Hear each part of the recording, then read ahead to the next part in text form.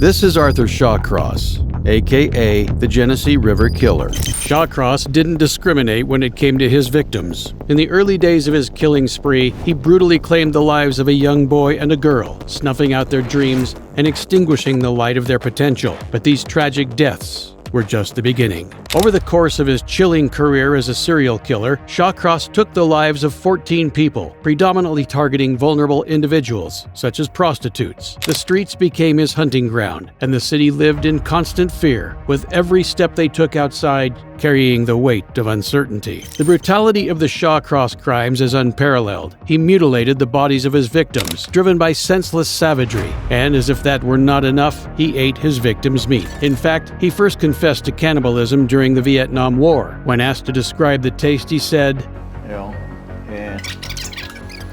When's the last time you had a nice roast pork? By pleading guilty to one count of manslaughter, he received a sentence of just 25 years. Surprisingly, he served only 12 years before being released. The public's faith in the justice system was shattered. In March 1988, he resumed his reign of terror again, taking 12 more innocent lives. The community was left grappling with the question of how a known murderer had walked free from prison. Shawcross was incarcerated once more and died of a heart attack in 2008 while serving a 250-year sentence for his horrific crimes. If you thought this Shawcross was sick, wait until you hear the bizarre case of Allison Weaver, the protagonist of the horrible case that unfolded in Rochester Hills, Oakland, Michigan, one fateful day in September. Picture this. A resident makes a distress call to the sheriff's office, reporting the piercing sound of two women fighting. Little did anyone know the unimaginable horror that was about to be discovered. Allison Thompson Weaver in my home, and in return she tried to kill me. Allison Weaver,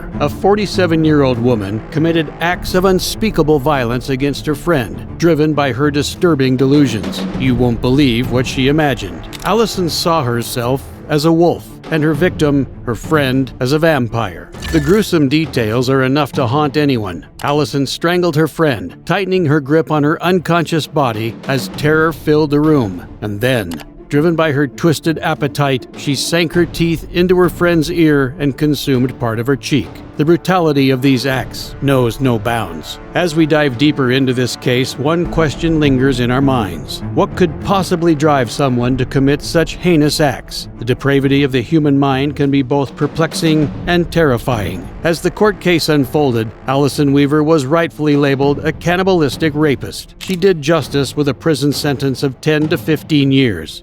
Are there other cases as twisted as this? What about cannibals with crossbows, like Stephen Griffiths, a seemingly ordinary PhD student with a sinister secret lurking just below the surface?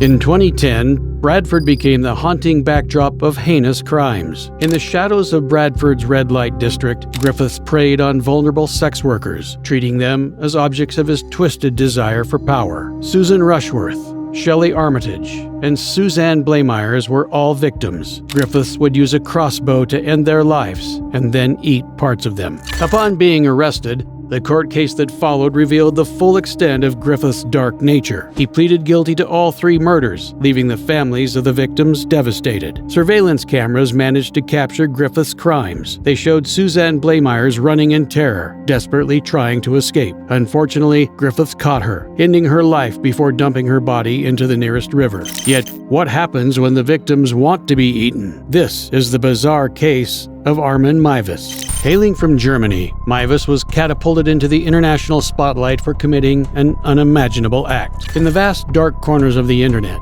where the macabre and forbidden find solace, Armin Meiwes sought companionship most egregiously. He connected with like-minded people on an online cannibal forum, and a fateful encounter changed everything. On that chilling day, March 9, 2001, Meiwes and his willing victim, Bernd Brandes, found themselves in the confines of Meiwes' home. His horrifying date was captured on a videotape showing Meiwes amputating Bernd's genitals and subsequently both attempting to eat it. Mivus left Brandis in the bathtub, where he bled out for a while before being stabbed in the neck by Armin. Ultimately, Brandis was hung on a meat hook. Armin ate around 20 kilograms of Burns' body in 10 months. In December 2002, justice fell on Armin Mivus. He was charged with manslaughter, and his crimes shocked the world. The courtroom became the scene of the revelation of a dark mind. Mivus was sentenced to 8 years and 6 months behind bars, leaving society in disbelief.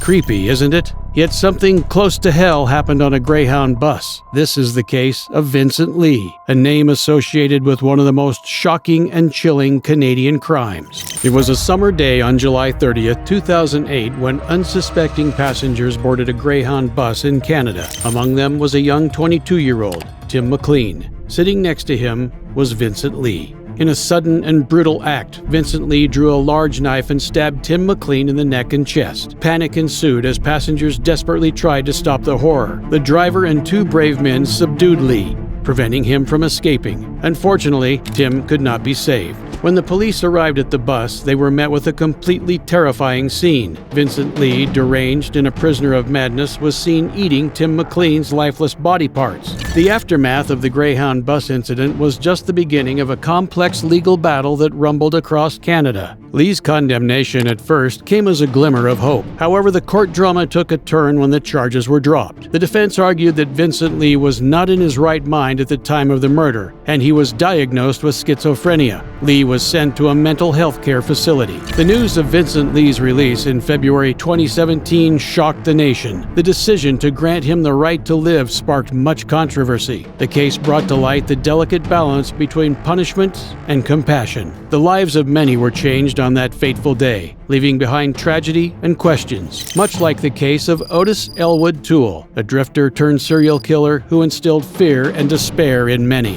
Toole's journey into darkness began when he crossed paths with another infamous assassin, Henry Lee Lucas. Together they formed an unholy alliance, fueled by their twisted desires and an insatiable urge to inflict pain and suffering on others. Their heinous acts would send shockwaves through the nation. Countless lives fell victim to the malevolence of this murderous duo, but it was Toole's depraved penchant for cannibalism that truly horrified even his partner in crime, Lucas. Toole reveled in his grotesque rituals, taking pleasure in devouring his victims' ribs and drinking their blood. It was a level of depravity that even Lucas couldn't tolerate. When the police finally caught up with them, the depths of Toole's sadistic mind became apparent. During the trial, he constantly changed his story, reveling in his power to deceive and manipulate the authorities. Each twist in his narrative added another layer of intrigue to an already chilling tale. But in the end, justice prevailed. Toole received not 1, but 2 death sentences, a small consolation for the bereaved families who had suffered unimaginable loss. However, fate had its own plans for him. In his prison cell, Otis succumbed to cirrhosis at the age of 49, leaving behind a legacy of darkness and despair. Disturbing, right? Wait until you hear the case of Mark Latunsky, a name that filled the hearts of many with grief and left a trail of unimaginable horrors in its path. In 2019, Kevin Bacon, a 25-year-old Michigan man, was involved in a terrifying encounter. Through the Grindr app, Latunsky met Bacon and both arranged a meeting. What Kevin didn't know was that hell was waiting for him.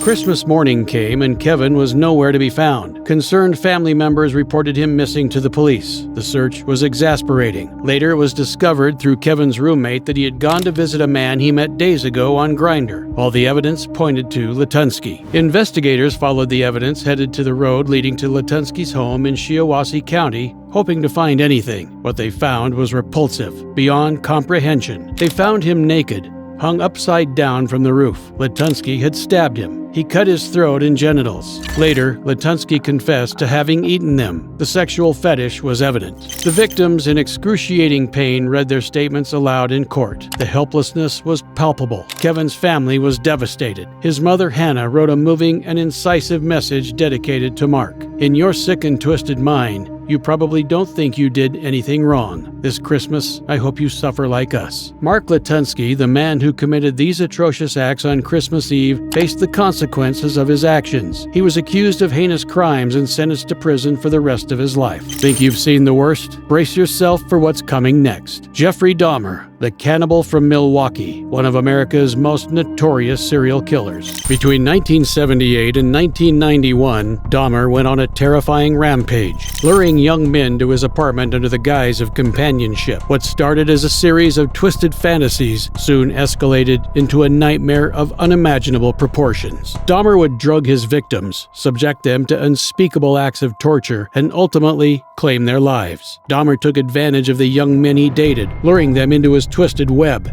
15 victims were known. He dismembered their bodies, diluting the limbs in acid, then storing the remaining bones. Dahmer ate the remaining meat of his victims. You will wonder, can this get worse? Apart from cannibalism, Jeffrey repeatedly practiced necrophilia with many of his victims. We may never know the extent of his savagery. In 1992, the world turned its gaze to the courtroom where Dahmer's fate would be decided. The defense pleaded that Dahmer was not mentally stable, painting a chilling picture of a disturbed mind. However, the court concluded that despite his mental state, Dahmer was conscious and sane in committing his heinous acts. Dahmer received a chilling sentence, a total of 957 years in prison. It was a sentence that reflected the gravity of his crimes, but was it enough? The question lingered in the minds of many. Did justice truly prevail, or was it just a fraction of what he deserved? Behind bars, Dahmer's life took an unexpected turn. In a cruel twist of fate, Dahmer's life ended just 3 years and 4 months after his sentencing when Christopher Scarver beat him to death. Jeffrey Dahmer's story continues to captivate many, leaving countless questions, much like these cases.